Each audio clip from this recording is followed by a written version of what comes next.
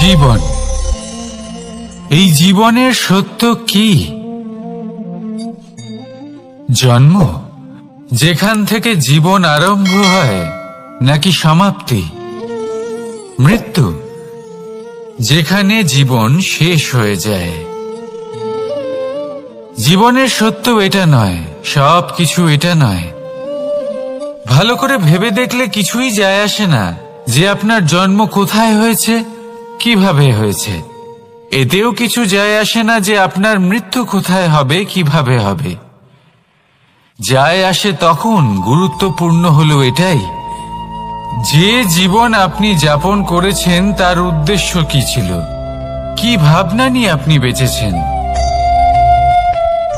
এখন যদি আপনি এমন কিছু করেন যার দ্বারা এই সংসার আপনার থেকে জীবন যাপনের প্রেরণা পেতে পারে, মৃত্যুর পরেও আপনার কর্ম দেখে তা স্মরণ করে জীবনে বাঁচতে শেখেন, তাহলে তার তাৎপর্য হলো আপনি নিজের কর্মের দ্বারা, নির্বাচনের দ্বারা অমর হয়ে গেছেন। দেখুন, জীবনে দুশ্চিন্তা করা হলো বৃথা, মৃত্যুর ভয়ও হলো বৃথা।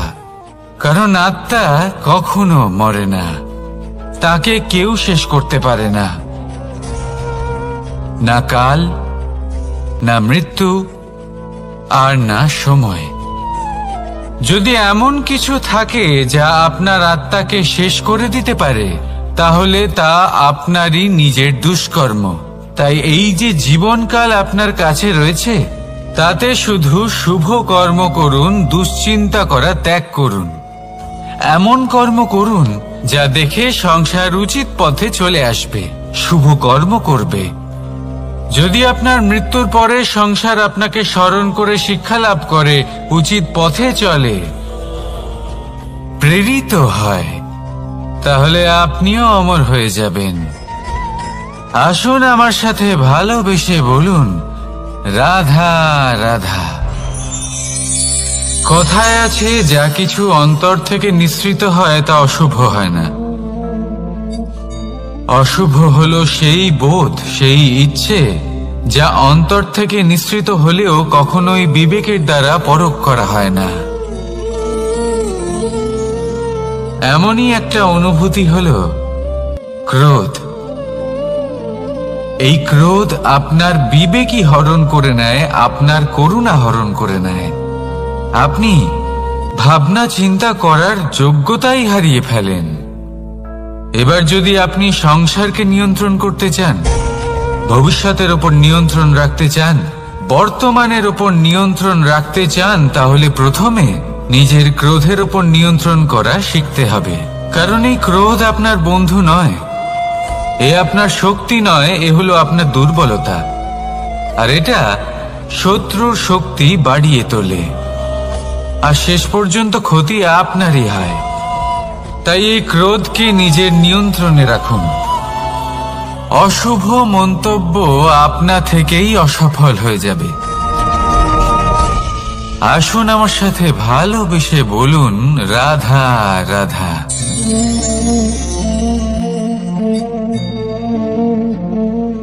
প্রশান্তি জড়িত নিদ্রা মানুষের জীবনের একটা অত্যন্ত গুরুত্বপূর্ণ সুখ এবং প্রয়োজনীয়তাও।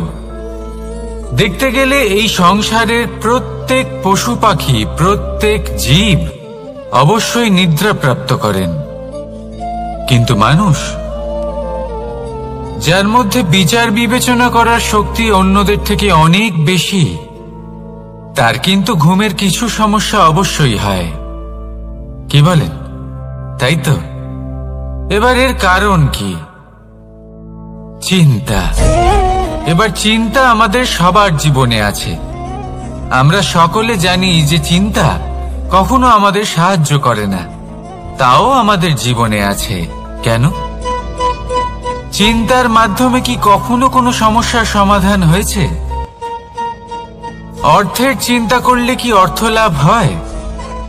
ভবিষ্যতের চিন্তা করলে কি ভবিষ্যৎ ঠিক হয়ে যায়? স্বাস্থ্যের চিন্তা করলে কি স্বাস্থ্য নিজে থেকেই ঠিক হয়? হয় না।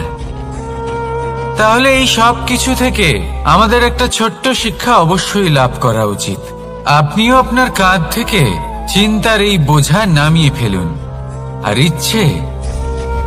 এই সব ইচ্ছে একত্রিত হয়ে আমাদের মনে চিন্তা উৎপন্ন করে। তাই এই চিন্তাগুলিকে ত্যাগ করুন। প্রকৃতির প্রেমের ওপর বিশ্বাস রাখুন।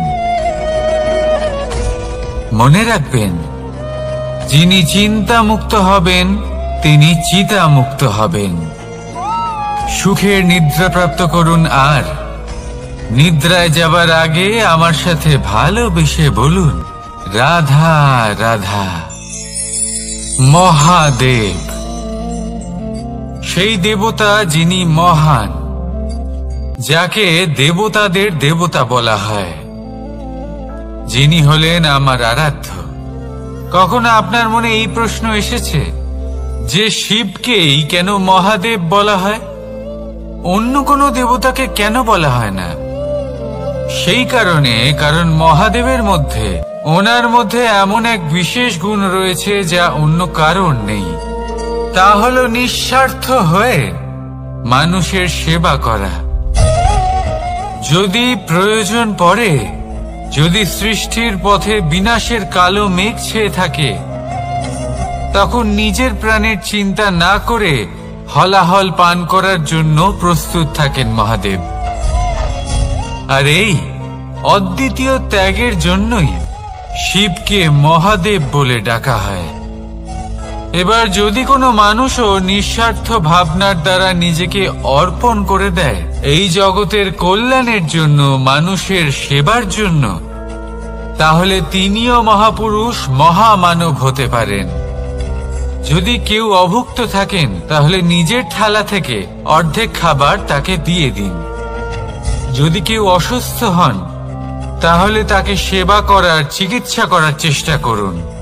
এই জীবন শুধু নিজের জন্য নয়, অন্যদের প্রতি, সমস্ত সংসারের প্রতি উৎসর্গ করুন। যদি এইসব মানুষ শিখে যান, তাহলে তিনি মহাদেবের পথে অগ্রসর হতে পারেন। যদি মানুষ নিঃস্বার্থ ভাবনার দ্বারা এই সংসারের সেবা করতে শিখে যান, তাহলে তিনি নিশ্চিত রূপে মহামানব অবশ্যই হতে পারবেন। আসুন আমার সাথে ভালোবেসে বলুন, রাধা রাধা। স্বর্ণ, হীরে, মুক্ত, মানিক, এই সব কিছুকে আগে পাথর বলা হতো। তাহলে এমন কি হলো যে এদের রত্ন বলা হয়? আর রত্ন তা বাস্তবে আসলে কি? এটা হলো সেই পাথর যাকে আগে আগুনের তাপ সহ্য করতে হয়েছে, পরখ করা হয়েছে, যাচাই করা হয়েছে, এদের কাটার চেষ্টা করা হয়েছে, কিন্তু তারা কখনোই নষ্ট হয়নি, বরং তারা আরো উদ্ভাসিত হয়েছে, আরো উজ্জ্বল হয়েছে, এই সংসারে আরো প্রকাশ ছড়িয়ে দিয়েছে। সেই জন্য এরা হলো এত অমূল্য, সেই জন্য এরা হলো বহুমূল্য, সেই জন্য এদের রত্ন বলা হয়। এবার মানুষের কাছেও এই নির্বাচনের অধিকার রয়েছে যে আমরা শুধু পাথর হয়ে থাকব নাকি রত্ন হয়ে থাকব। কিভাবে? আমাদের জীবনেও অনেক সমস্যা রয়েছে, বাধা আছে, বিপত্তি আছে। আমরা সেই বাধার তাপে উত্তপ্ত হই, এই সমস্যা আমাদের কাটার চেষ্টা করে। অনেক মানুষ বিভিন্ন পরিস্থিতি আমাদের ভাঙার চেষ্টা করে, কিন্তু আমাদের নষ্ট হলে চলবে না। যেভাবে এই রত্ন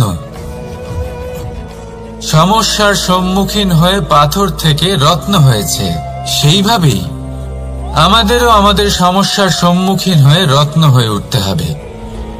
এই সংসারে প্রকাশের স্রোত হয়ে উঠতে হবে। তাহলে এটাই করুন, আর আমার সাথে ভালোবেসে বলুন, রাধা রাধা। সংসারে সব থেকে বড় শক্তি আসলে কি? কেউ বলবেন শারীরিক শক্তি, কেউ বলবেন অস্ত্রের শক্তি, কেউ বলবেন জ্ঞানের শক্তি। ঠিক আছে, কিন্তু যদি আমি বলি সংসারের সব থেকে বড় শক্তি হলো শক্তি কোনো এক তথ্যের, আগে হ্যাঁ, তথ্য। এই তথ্য নিজেই কিন্তু খুব শক্তিশালী, অত্যন্ত শক্তিশালী অস্ত্র হলো এই তথ্য। আর সত্যি বলতে অনুচিত তথ্যের থেকে অনেক বেশি ঘাতক হলো অসম্পূর্ণ তথ্য। যেরকম আজ শাম্ব রুক্মির সাথে করেছে, ওকে অসম্পূর্ণ তথ্য দিয়েছে, তার ফলে বিনাশ হলো। যদি এইভাবেই আপনার কাছেও কোনো অসম্পূর্ণ তথ্য আসে, আর যদি আপনি তা পরখ না করে দেখেন, যাচাই না করে দেখেন, আর নিজের কর্ম করেন, তাহলে উত্থানের বদলে আপনি পতনের সম্মুখীন হবেন। বিকাশের বদলে আপনার বিনাশ হয়ে যাবে। মনে রাখবেন একটা অত্যন্ত গুরুত্বপূর্ণ কথা, সঠিক তথ্য পাওয়া সঠিক তথ্য দেওয়ার থেকে অনেক বেশি গুরুত্বপূর্ণ। আশা করি এই কথা আপনি বুঝেছেন। জীবনে যখনই কোনো তথ্য আপনি পাবেন, সেই বিষয়ে ভেবে দেখুন, পরখ করে দেখুন, যাচাই করুন, তারপর নিজের কর্ম করুন। আর আমার সাথে ভালোবেসে বলুন, রাধা রাধা। ধর্ম এবং প্রেম, এই দুই হলো একই মুদ্রার দুই পিঠ। যদি এদের মধ্যে কোনোটা নষ্ট হয়ে যায়, তাহলে দ্বিতীয়টাও থাকে না। কখনো ভেবেছেন এমন কেন হয়? তার জন্য আগে আপনাকে বুঝতে হবে যে ধর্ম আসলে কি। ধর্ম সেটাই যা এই সংসারের প্রত্যেক মানুষকে একে অপরের সাথে সুখ এবং শান্তিতে থাকতে প্রেরণা যোগায়। এই প্রেরণার আধার হলো প্রেম। প্রেম সেটাই যা আপনার মধ্যে অন্য কারোর প্রতি করুণাবোধ জাগিয়ে তোলে, সম্মান জাগিয়ে তোলে। এবার যদি প্রেম চলে যায়, তাহলে সবার আগে বিনাশ হবে সম্মান আর করুণাবোধের। এবার যেখানে না প্রেম রয়েছে, না সম্মান রয়েছে, না করুণা রয়েছে, সেখানে ধর্ম কিভাবে বাস করবে? অশুভ ইচ্ছে জাগ্রত হয়ে ওঠে, ক্রোধ জাগ্রত হয়ে ওঠে, অহংকার জাগ্রত হয়ে ওঠে, আর তারপর আরম্ভ হয় অধর্মের। তাই যা যা ভাবনা আপনার অন্তরে প্রবেশ করছে, করতে দিন, কিন্তু যাই হোক না কেন, এই প্রেমকে নিজের থেকে দূরে যেতে দেবেন না। এই প্রেমকে চিরকাল নিজের কাছে রাখুন, নিজের হৃদয়। আর এই প্রেম ভাব নিয়ে বলুন, রাধা রাধা। মানুষের জীবনে উন্নতি লাভ করার জন্য তিনটি স্তম্ভের প্রয়োজন হয়। প্রথম স্তম্ভ শিক্ষা। এই শিক্ষা আমাদের জ্ঞান প্রদান করে। দ্বিতীয় স্তম্ভ ব্যবসা, যার দ্বারা আমরা ধন উপার্জন করি। তৃতীয় স্তম্ভ হলো আমাদের ঈশ্বর, আমাদের ইষ্ট। এনার সাথে যদি আমরা জুড়ে থাকতে পারি, তাহলে এমন একটা মানসিক বল আপনি লাভ করবেন যেটা এই সংসারে আর কোথাও পাওয়া সম্ভব নয়। কিন্তু মানুষ অনেক সময় জীবনে এই তিনটি স্তম্ভ লাভ করা সত্ত্বেও সামনে অগ্রসর হতে পারেন না।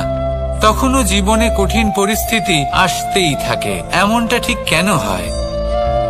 কারণ সে জীবনে এই তিনটি স্তম্ভ লাভ করে নেয়, জীবনে প্রয়োগও করে, কিন্তু তার ভিতের কথা সে ভুলেই যায়। যেমন প্রথম স্তম্ভ অর্থাৎ শিক্ষা। এই শিক্ষার আধার হলো শুভ চেতনা। যদি অন্তরে শুভ চেতনা না থাকে, তাহলে এই শিক্ষার কোনো গুরুত্ব থাকে না। দ্বিতীয় স্তম্ভ ব্যবসা। পরিশ্রম করে উপার্জন করতে হবে, এই কথাটা আমরা সবাই জানি এবং সবাই চেষ্টাও করি। কিন্তু ব্যবসা করতে করতে আমরা এটা ভুলে যাই আমাদের ব্যবহার কেমন হয়ে পড়েছে। এই ব্যবহার যদি শুভ হয়, তাহলে আমাদের উপার্জন আস্তে আস্তে একটা স্থির জায়গায় এসে পৌঁছবে। এবং তৃতীয় স্তম্ভ আমাদের ভগবান। যদি ওনার শরণে আপনি যেতে চান, তাহলে তার পূর্বে নিজের মা বাবাকে সেবা করুন, তাদের যত্ন করুন, তাদেরকে ভালোবাসুন, কারণ ওনারাই হলেন এই সংসারে আপনার সব থেকে বড় ইষ্ট। তাহলে 3 স্তম্ভের সাথে সাথে তাদের আধারকেও নিজের জীবনে প্রাধান্য দিন। কোনো সমস্যা আসবে না, জীবনে একের পর এক উন্নতি করবেন এবং এই মন প্রসন্ন হয়ে বলবে রাধা রাধা। সুখ, দুঃখ এবং শক্তি, এই 3 হলো এই সংসারের ত্রিদেবের মতো। আমাদের জীবনে যা কিছু ঘটছে এই 3টির ভিত্তির উপরেই হচ্ছে। আসলে এই সংসারের একটা নিয়ম আছে, যখনই আপনি কিছু লাভ করেন এই সংসার আপনার পরীক্ষা নেয়। এটা জানার জন্য আপনার পরীক্ষা নেয় যে আপনি যা কিছুই লাভ করেছেন আপনি কি আদৌ সেটার যোগ্য কিনা। ঠিক সেইভাবেই এই সুখ, দুঃখ এবং শক্তি আপনার পরীক্ষা নিয়ে থাকে। যখন সুখ আসে তখন সে আপনার পরীক্ষা নেয় যে আপনার মধ্যে অহংবোধ জাগ্রত হয়নি তো। যদি অহংবোধ চলে আসে তাহলে সুখ সেখানেই সঙ্গ ত্যাগ করে। দুঃখ আপনার ধৈর্যের পরীক্ষা নিতে থাকে, আর যদি আপনার মধ্যে ধৈর্য না থাকে তাহলে এটা আপনাকে আরো বেশি দুঃখের গভীর অন্ধকারে ঠেলে দেবে। সেখানে শক্তি পরীক্ষা নেয় আপনার বিনম্রতার। যদি আপনি বিনম্র না হন তাহলে হয় এই শক্তি আপনার সঙ্গ ত্যাগ করবে, নয় এই শক্তি বিনম্রতার অভাবে আপনার পতনের কারণ হতে পারে। এই সংসারে যে কোনো ব্যক্তি যিনি এই পরীক্ষায় উত্তীর্ণ হয়ে থাকেন এই জীবনে তিনি সাফল্য লাভ করেন। আসুন আমার সাথে ভালোবেসে বলুন রাধা রাধা। ভয়ের সাথে আমরা সবাই পরিচিত, কষ্ট আমরা সবাই পেয়েছি।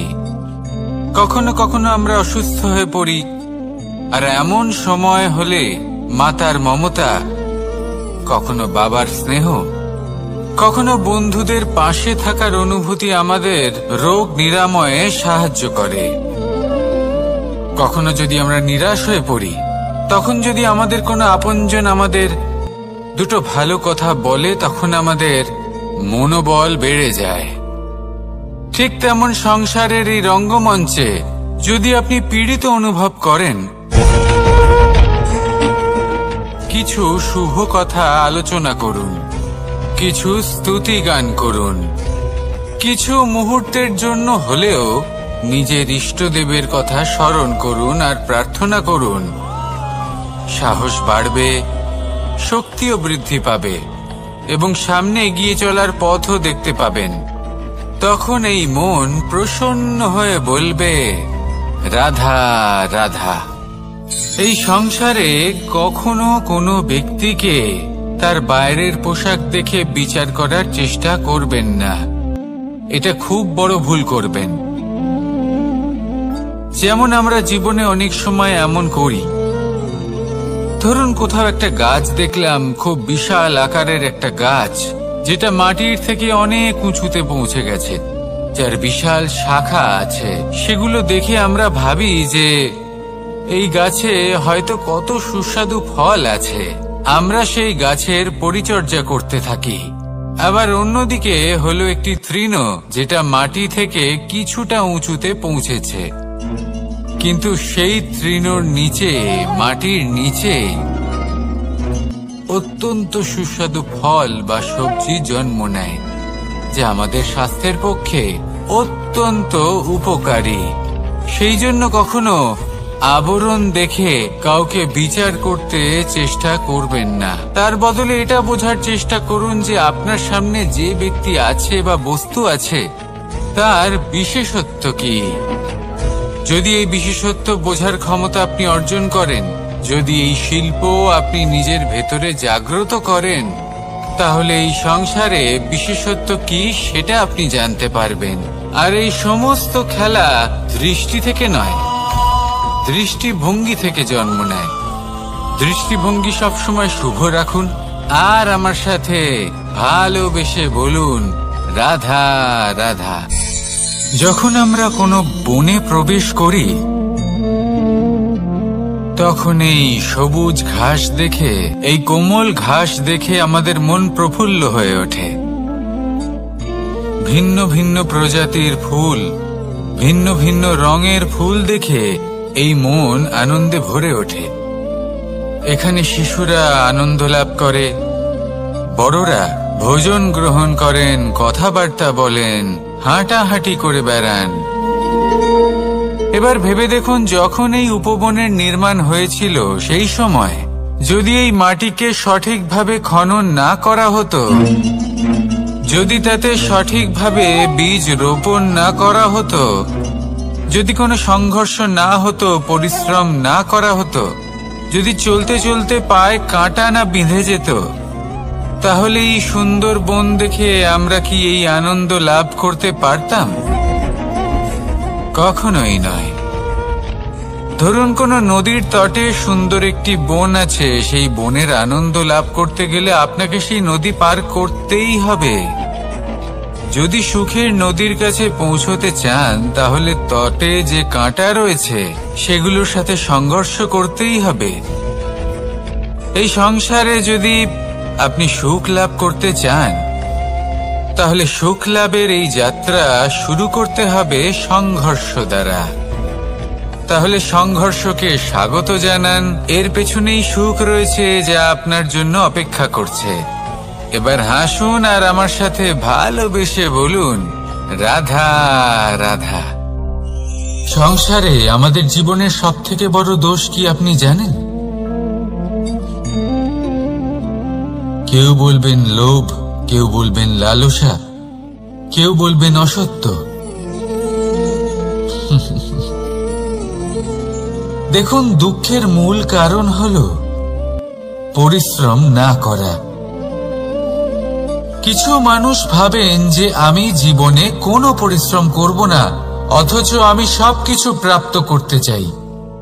আর এমন এক কারণের জন্যই দূতের মতো খেলা আমাদের জীবনে প্রবেশ করার সুযোগ পায়।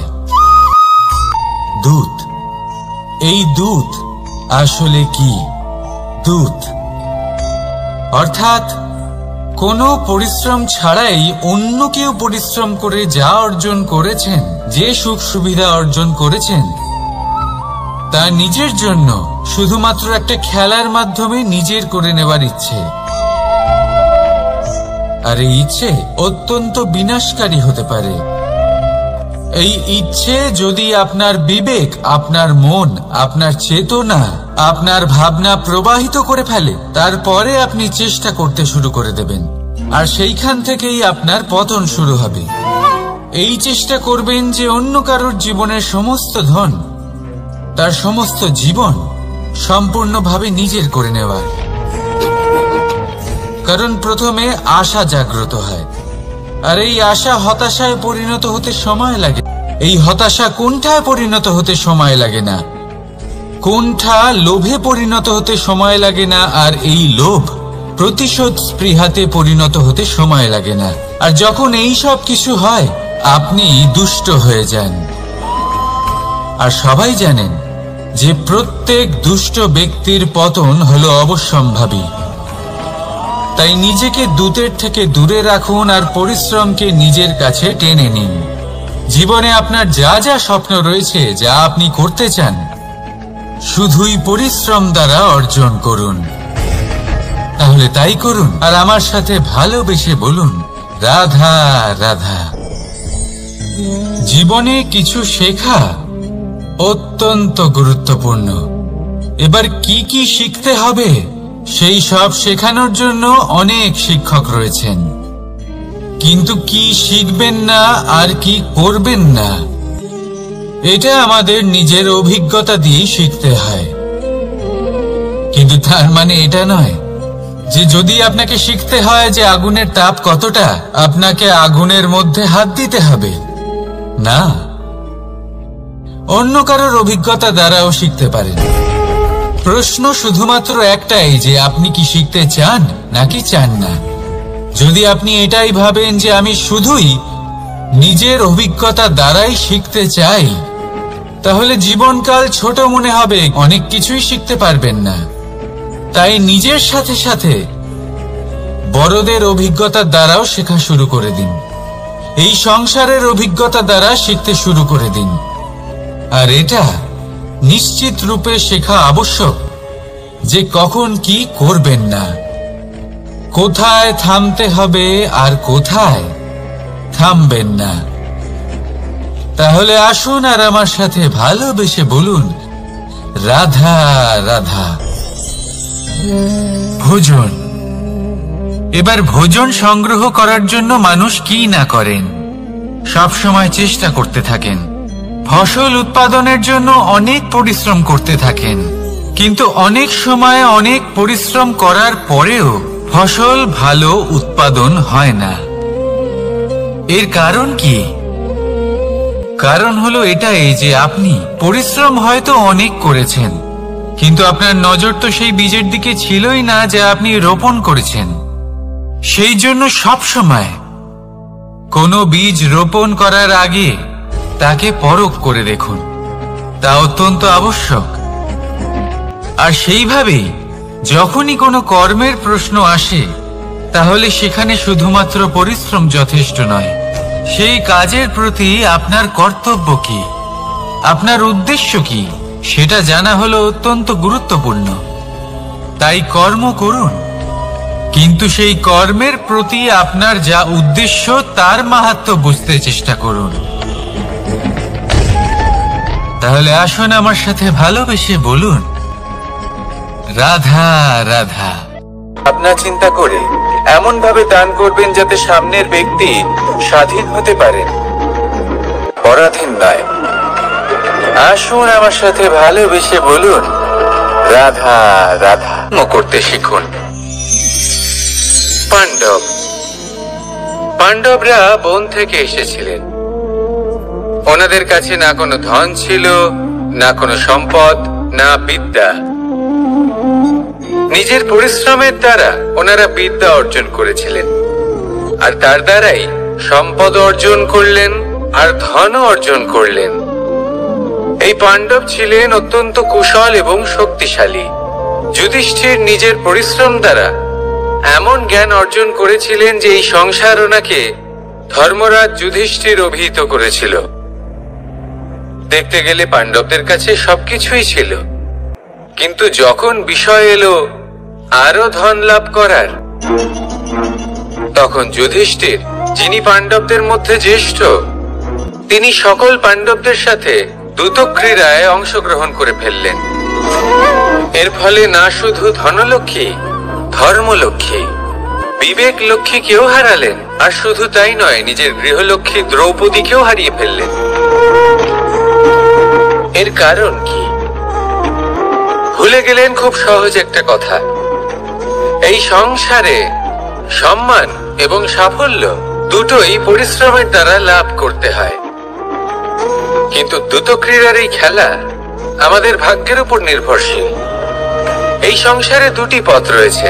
একটা পথ যেখানে কর্ম এবং পরিশ্রমের দ্বারা আপনি নিজের পথ নিজেই রচনা করতে পারবেন, আর দ্বিতীয় পথ হলো যেখানে এই ভাগ্য এক মুহূর্তে আপনাকে শিখরেও পৌঁছে দিতে পারে, আবার ধূলিসাৎ করে দিতে পারে।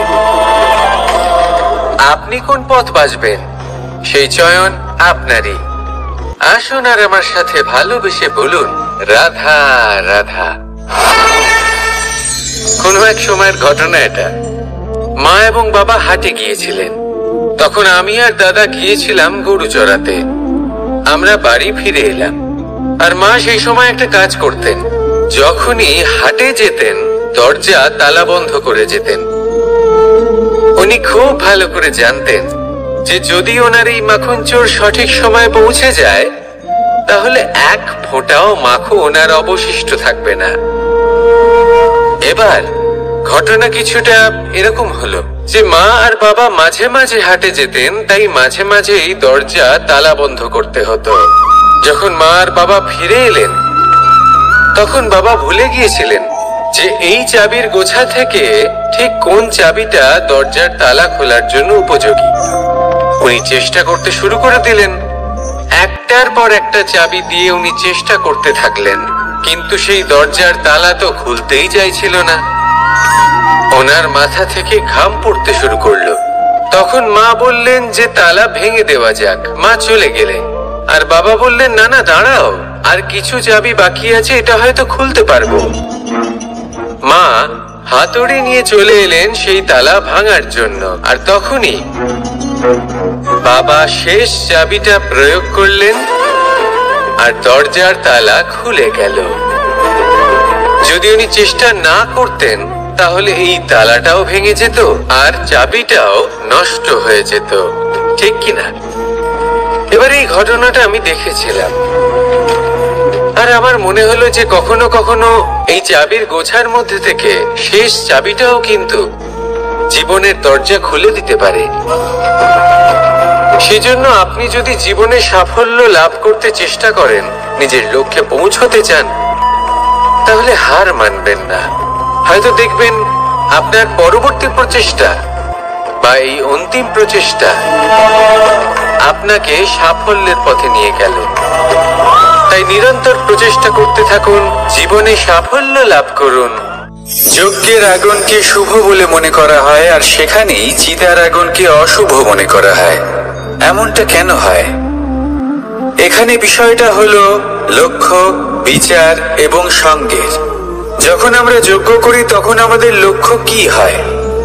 পরিবেশকে আরো পবিত্র করে তোলা, ইতিবাচক করে তোলা। আমাদের লক্ষ্য শুভ হয়। তারপরে আসে বিচার।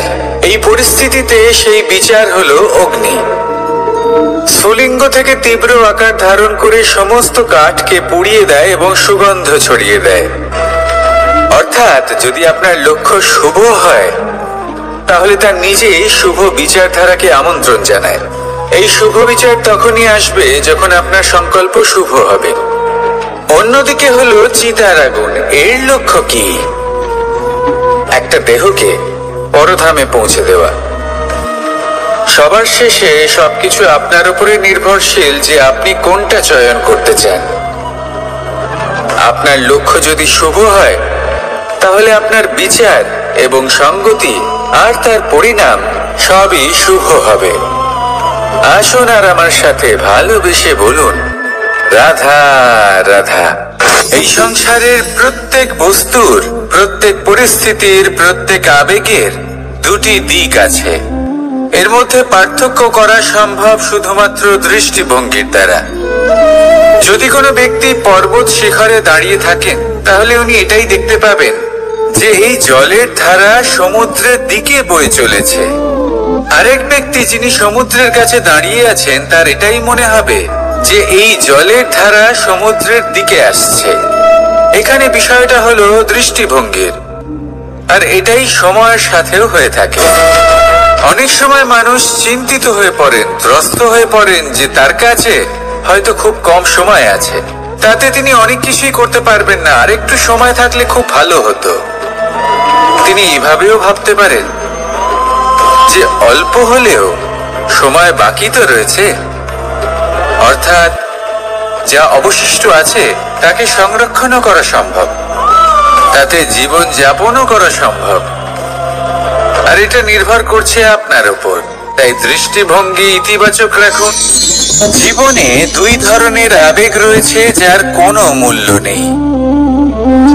আমার কথার অর্থ এটা নয় যে এদের কোনো গুরুত্ব নেই, গুরুত্ব যথেষ্টই রয়েছে, শুধু এদের জন্য আপনাকে কোনো মূল্য দিতে হয় না। প্রথম আবেগ হলো আনন্দ, প্রসন্নতা। এটা আপনি যে কোনো জায়গায় খুঁজে পেতে পারেন যদি আপনি খুঁজে পেতে চান। আপনি কোনো পুষ্পের সৌন্দর্য দেখে প্রসন্ন হতে পারেন। বায়ুর কারণে যখন একটি বৃক্ষ শিহরিত হয় সেটা দেখে আপনি প্রসন্ন হতে পারেন। একটা ছোট্ট শিশুর কলরব শুনেও আপনি প্রসন্ন হতে পারেন। একটা ক্রন্দনরত বালককে হাসিয়ে আপনি প্রসন্ন হতে পারেন। সবকিছু আপনার উপর নির্ভরশীল। সেখানে আরেকটি আবেগ হলো দুশ্চিন্তা। মানুষ বড়ই দুশ্চিন্তা করতে থাকে। আজ আমি এই কাজ করেছি, সেই বিষয়ে চিন্তা। আজ আমি এই কাজ করতে পারিনি, সেই বিষয়ে চিন্তা। কাল আমাকে এই কাজ করতে হবে, সেই নিয়ে চিন্তা। আমি কি সেই কাজটা করতে পারবো, সেই বিষয়ে দুশ্চিন্তা। চিন্তা সর্বত্র রয়েছে, যার জন্য মূল্য দিতে হয় না। যত চান আপনি একত্রিত করতে পারেন। একটা গুরুত্বপূর্ণ কথা মনে রাখবেন, প্রসন্নতা জীবনের একটা নতুন সূত্রপাত।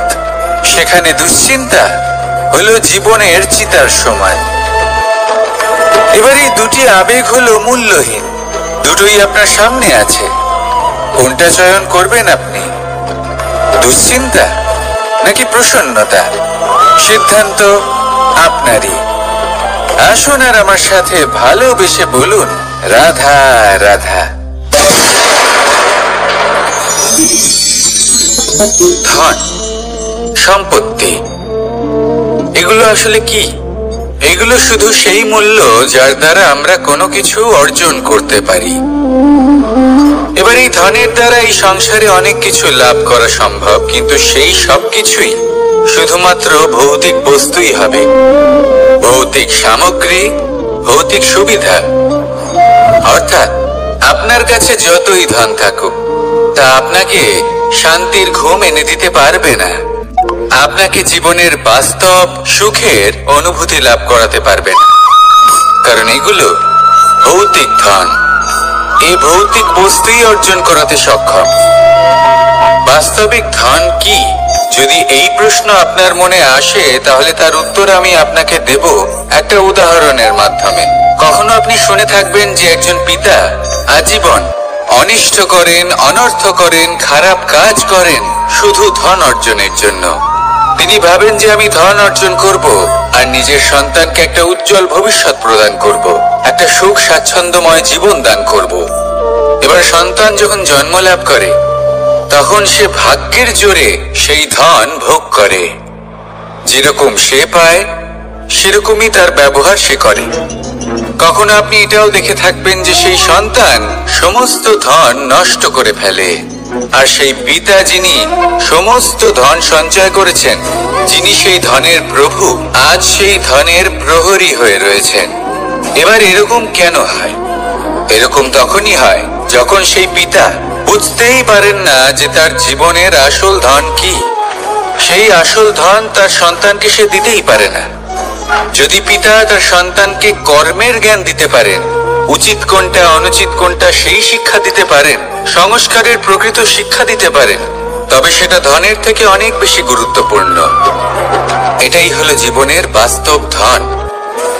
আপনি সেই কথা তো অবশ্যই শুনে থাকবেন, কুসন্তান হলে ধন সঞ্চয় করে কি হবে, সুসন্তান হলে ধন সঞ্চয় করে কি হবে। সন্তান যদি কুপুত্র হয় তাহলে সব নষ্ট করে ফেলবে, আর সন্তান যদি সুপুত্র হয় তাহলে ধন থাকুক না থাকুক, সে নিজেই কর্মের পথে অগ্রসর হয়ে ধন অর্জন করবে আর নিজের জন্য এক উজ্জ্বল ভবিষ্যৎ করে তুলবে। তাই সন্তানকে সম্পদ দেওয়ার আগে কর্মের জ্ঞান দান করুন, সুশিক্ষা দিন, কারণ এটাই হলো জীবনের প্রকৃত ধন। আসুন আর আমার সাথে ভালোবেসে বলুন, রাধা রাধা। একবার একটা শেয়াল বনে বিচরণ করছিল। ও একটা ছোট্ট শাবক দেখতে পেল। ও ভাবলো, আজ একেই আমি খাবার হিসেবে গ্রহণ করব। আশেপাশে দেখলো কেউ দেখছে না তো, কেউ ছিল না, আর সেই শাবকের উপর আক্রমণ করল, যা হলো একটা ঘোর অপরাধ। বনের নিয়ম অনুসারে আপনি কখনোই শাবকের উপর আক্রমণ করতে পারেন না। তারপর এই খবরটা যখন রাজা সিংহ জানতে পারলেন, সভার আয়োজন করলেন। কিন্তু সেখানে শেয়াল বলল, আমি তো এরকম কিছু করিনি। কিন্তু যদি আপনি এরকম বলেন, কোনো প্রমাণ দিন, এর কোনো সাক্ষী আছে? তখন রাজা সিংহ পেঁচাকে ডেকে পাঠালেন, যে সেই মুহূর্তে বৃক্ষের শাখার উপর বসেছিল, সে সব কিছু দেখেছিল। পেঁচা সব সত্যি কথা বলল, আর শেয়ালকে মৃত্যুদণ্ড দেয়া হলো। এবার এই কাহিনী আমি আপনাকে কেন শোনালাম? কারণ মানুষও কখনো কখনো এরকম কর্ম করেন যা শিয়াল করেছে। এটা ভাবেন কেউ দেখছে না যখন আমি অনুচিত কর্ম করতেই পারি, কিন্তু না, আপনি যাই করুন না কেন কেউ না কেউ অবশ্যই তা দেখছে। কোনো ব্যক্তি না হলেও কোনো প্রাণী, না হলে কোনো যক্ষ বা দেব বা প্রেত। যদি এনারা কেউ না দেখেন, তাহলে ধরিত্রী মাতা দেখেন যেখানে দাঁড়িয়ে আপনি সেই কর্ম করছেন, তাই না? তাই একটা কথা সবসময় মনে রাখবেন, কে দেখছেন কে দেখছেন না সেই বিষয়ে ভাবা ছেড়ে দিন। এটা খুব সহজ কথা। আপনি যদি উচিত কর্ম করেন উচিত ফল পাবেন, যদি অনুচিত কর্ম করেন তাহলে আপনি অনুচিত ফল অবশ্যই পাবেন। সেই জন্য উচিত পথে চলতে থাকুন, উচিত কর্ম করতে থাকুন, আর আমার সাথে ভালোবেসে বলুন রাধা রাধা। আমরা সবাই জীবনে নিজের জন্য সবচেয়ে ভালোটাই চাই, সবচেয়ে ভালো সুবিধে পেতে চাই, সবচেয়ে বেশি সম্মান পেতে চাই। কিন্তু সবার পক্ষে এইসব পাওয়া কি সম্ভব? হ্যাঁ, নিশ্চয়ই। শুধু একমাত্র বাধা সময়। আমাদের জীবনের কোনো স্থায়িত্ব নেই। তাই যদি সময়ের সদ্ব্যবহার করেন তাহলে একটু সুবিধে হতে পারে। এবারে দেখুন, যাদের সবসময় স্বপ্ন দেখতে ভালো লাগে তার জন্য রাত্রি কম পড়ে যায়, আর যারা স্বপ্ন পূরণ করতে চান তাদের জন্য দিন কম পড়ে যায়। যারা সম্মান পেতে চান তাদের জন্য সব সময় পরোপকার কম পড়ে যায়, আর যারা জ্ঞান অর্জন করতে চান তাদের জন্য মনোসংযোগ। জীবনে যদি নিজের লক্ষ্যে পৌঁছতে চান তবে সময়ের বিভাজন আপনাকে ঠিক করতেই হবে। মনে রাখবেন, রাধা রাধা। লোকে বলে জীবনে মেলামেশা করা অত্যন্ত আবশ্যক, এতে সম্পর্কের আধারও হয়, আবার ব্যবসাও চলে। কিন্তু সবচেয়ে বেশি গুরুত্বপূর্ণ হলো ব্যবহার। তাই এই বিষয়ে ভাবুন, আপনার জীবনে কি আপনার সাথে মেলামেশা করবে তা নিশ্চিত করে সময়। আপনি আপনার জীবনে কার সাথে মেলামেশা করবেন তা নিশ্চিত করবে আপনার হৃদয়। আপনি যাদের সাথে মিশছেন তাদের হৃদয়ে আপনি কতক্ষণ থাকবেন তা নিশ্চিত করবে আপনার ব্যবহার। নিজের ব্যবহার ভালো রাখুন, সব ভালোই হবে। রাধা রাধা। এই ফুল দেখতে পাচ্ছেন আপনি? এটা সেই ফুল যার জীবন এই ডালে শুরু হয়েছিল। দর্শকদের চোখে প্রশংসা দেখলো সে, মধুর লোভে মৌমাছিরা এলো, আর তারপর ডাল থেকে ভেঙে নিচে পড়ে গেল সে। কেন? নিয়তি এরকম কেন করলো ভাবুন। কারণ এই ডালেই ফুল হয়ে থাকাটা এই ফুলের জীবনের লক্ষ্য কখনোই ছিল না। এবার এই ফুল হয় দেবতাদের সজ্জায় ব্যবহৃত হবে, নয় কোনো কন্যার গয়নায় গাঁথা হবে, আর নয় কারোর প্রেম প্রদর্শনের মাধ্যম হবে। দেখুন, জীবনে নিজের লক্ষ্যে পৌঁছতে হলে যাত্রাকে ভয় পেলে চলবে না। নিজের অস্তিত্ব তৈরি করতে হলে তাদের ছায়া থেকে আপনাদের দূরে যেতেই হবে যারা আপনাকে অস্তিত্ব প্রদান করেছেন। এটাই জীবনের নিরন্তর সত্য। রাধা রাধা। আমাদের সকলের জীবনে কখনো না কখনো পাথর দ্বারা আঘাত লাগেই, আর এই সংসারও আমাদের ওপরে কখনো না কখনো পাথর বর্ষণ করে। কখনো আমাদের খারাপ ভেবে, আর কখনো আমাদের অসফল ভেবে, কখনো আমাদের বুদ্ধিহীন ভেবে। কারণ অনেক আছে, কিন্তু এই পাথর দ্বারা আমরা আঘাত পাবো কি পাবো না তা সম্পূর্ণ আমাদের হাতে। হয় আপনি এই পাথরের আঘাত পেয়ে চোখের জলে ডুবে থাকতে পারেন, আর নয়তো যদি আপনি চান তাহলে এই পাথর দিয়ে সেতু বানিয়ে সকল সমস্যার সাগর অতিক্রম করতে পারেন। সিদ্ধান্ত আপনার।